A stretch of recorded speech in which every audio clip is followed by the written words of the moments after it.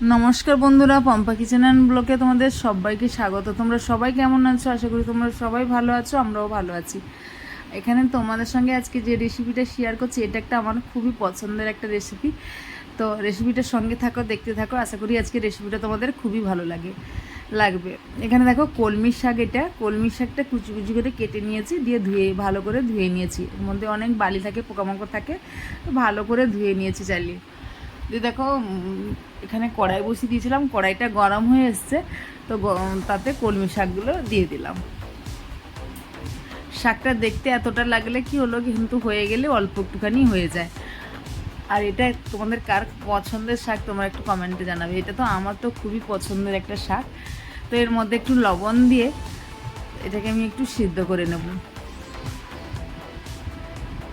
একটুখানি হলুদ দিয়ে দেবো, যাতে করে এর মধ্যে পোকামাকড়ারও কিছু থাকলেও হলুদটা থাকলে, হলুদটা যেহেতু অ্যান্টিসেপ্টিক কাজ করে, তো তাই জন্য একটু হলুদ দিয়ে দিলাম। শাকে কিন্তু এমনিতেই হলুদ দিতে নেই, শাকে দেওয়া হয় না, তাও আমি একটুখানি দিয়ে দিলাম। যেহেতু আমার বাড়িতে বাচ্চা আছে, তো আমি সেফটিভাবে একটু খাওয়াই, তো তাই জন্য এটা দিয়ে ঢাকা দিয়ে দিলাম।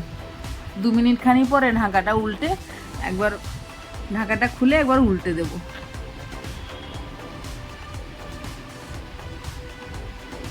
কলমি শাক বিভিন্ন রকমেরভাবে রান্না করা যায়, তো আমার এইভাবে খুবই ভালো লাগে। তো আমি সেই জন্য এইভাবেই বানালাম, তোমাদের সঙ্গে এটাই শেয়ার করছি। তোমাদেরও আশা করি খুবই ভালোই লাগবে। দেখো আবারও উল্টে দিলাম, উল্টে দিয়ে আবারও ঢাকা দিয়ে দেবো। এপিট সেপিট একটু ঢাকা দিয়ে দিলে ওই যে কলমি শাকের যে দাঁটিগুলো, দেখো আমি দাঁটিগুলোও ফেলিনি, মোটা মোটা দাঁটিগুলো অনেকে ফেলে দেয়, আমি কিন্তু ফেলি না। আমার খুব ভালো লাগে বলে এর কিছু জিনিসই আমি ফেলি না, নষ্ট করি না। তো আমি সে ভালো করে দেখো এপিট সেপিট উল্টে পাল্টে সেটাকে সিদ্ধ করে নিয়েছি।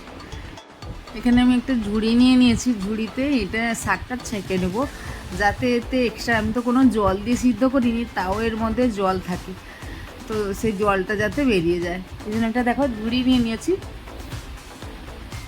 ঝুড়িতে এটা শাকটা ইয়ে করে নিলাম, জলটা ছেঁকে নেব। কতটুকুন হয়ে গেছে দেখতে পেয়েছো? একটুখানি শাক হয়ে গেছে। এখানে একটা কড়াই বসিয়ে দিয়েছি, কড়াইতে অল্প একটু তেল দিয়ে দিলাম, সরষার তেল।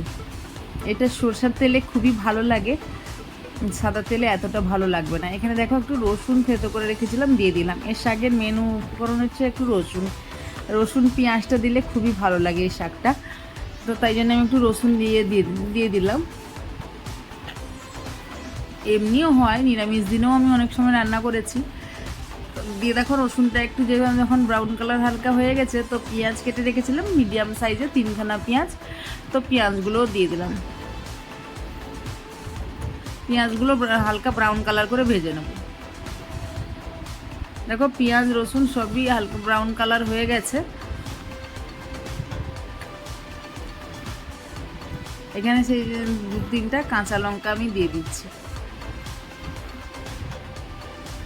তোমরা এই তেল যখন পেঁয়াজ রসুন দিলে, সেখানে যারা লঙ্কা খাও, তো সেখানে কাঁচা লঙ্কাটা চিড়ে দিবে খুব, বা শুকনো লঙ্কা ফোড়নে দিবে, খুবই ভালো লাগবে। ওর একটা ফ্লেভার খুব সুন্দর লাগে। কিন্তু আমার বাড়িতে যেহেতু বললাম না বাচ্চা আছে, তো আমি সেই জন্য গোটা লঙ্কা চিড়িও নিই, এমনি গোটা লঙ্কা দিয়ে দিয়েছি। দিয়ে দেখো শাকটা দিয়ে দিলাম, শাকটা দিয়ে ভালো করে 2-3-4 মিনিট খানি হালকা আঁচ করে নেড়ে দেবো।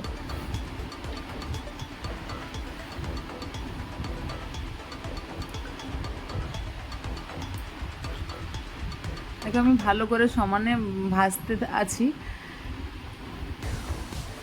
এই অবস্থায় ঢাকা দিলে চলবে না, ঢাকা দিলে কী হবে বলো তো, আবার জল ছেড়ে দিবে, তো তখন এই ঝরঝরে হবে না, একটু কাদা কাদাভাবে হয়ে যাবে। তো ঝরঝরে যদি শাক ভাজা দিতে হয়, এইটা শাক দেওয়ার পরে আর ঢাকা দেওয়া যাবে না, আঁচটা ইয়েতে রেখে ভেজে নিতে হবে। আর দেখো উপর থেকে আমি একটু সরষার তেল দিয়ে দিচ্ছি। সরষার তেলটা উপর থেকে দিলে একটা ফ্লেভার খুব সুন্দর আসে, তাই জন্য দিয়ে দিলাম। আমার শাক ভাজা একদম কমপ্লিট হয়ে গেল, এবারই আমি নামিয়ে নেব। এইভাবে তোমরা একবার কলমি শাক ভাজা খেয়ে দেখবে কতটা সুন্দর লাগে, না খেলে বুঝতে পারবে না। যারা খেয়েছো তারা তো জানোই, যারা খাওনি তাদেরকেই বললাম। তো আজকে আমার এই রেসিপিটা তোমাদের কেমন লাগলো তোমরা অবশ্যই কমেন্টে জানাও। খুব অল্প সময়ে একটা রেসিপি শেয়ার করলাম, ভালো লাগলে লাইক করে দিও, বন্ধুদের সঙ্গে শেয়ার করে দিও, এবং নতুন বন্ধু চ্যানেলে দেখে থাকলে চ্যানেলটা সাবস্ক্রাইব করে পাশে থেকো। দেখো একদম ঝরঝরে হয়ে গেছে, গরম গরম ভাতে, পান্তা ভাতে একদম জমে যাবে। আজকের মতন বাই, সবাই ভালো থেকো, সুস্থ থেকো, ঠিক আছে? এটা পান্তা ভাতেও খুব সুন্দর লাগে। Bye bye.